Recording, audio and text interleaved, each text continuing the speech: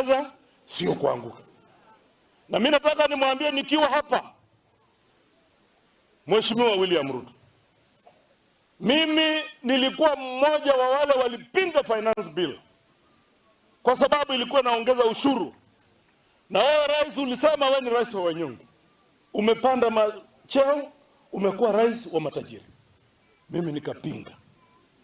Nataka nikuambie tukiwa Bungoma, Webuye, sio mji wa kucheza cheza nao. Naona sasa unapiga kifua, unasema hakuna mtu atakuweza. You are unstoppable. Sisi tulisimamisha baba yako Daniel Moi hapa Webuye na akasimama. Moi was stopped in this mighty city of Webuye. Ukisukuma mtu ukimfikisha kwa ukuta atarudi. Wananchi mahali inaelekea, gharama imekuwa juu, watoto wamefanya mtihani, hatujui wataenda shule namna gani. Wewe mwenyewe umekuja unatunyang'anya ile gift Mwai Kibaki alitupa 202 free primary education. Umekuja unatunyang'anya gift ya Uhuru Kenyatta free day secondary education.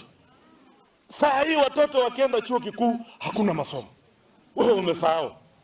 Mheshimiwa Ruto, kama hutaki kutusaidia, kaa huko State House ufanye vitu yako.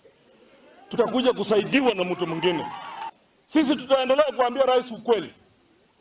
Sisi tukiwa vijana wadogo, ukienda Nairobi unasimama KICC, unasema niko Nairobi KICC. Ukienda Mombasa tuko na Kenya Ports Authority, national heritage ya Jamhuri ya Kenya. Tuko na maneno kama Kenya Pipeline.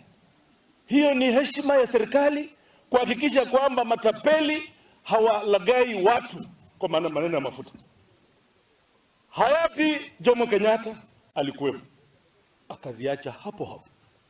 Hayati Moi alikuwepo, akaziacha hapo hapo. Mwai Kibaki mzee wa heshima alikuwepo, akaziacha hapo hapo.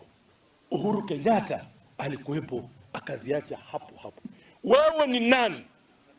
Wewe ni nani? Wewe ni nani? Unasema Wakenya hawezi kukustop wewe. We will stop you, Mr. William Ruto.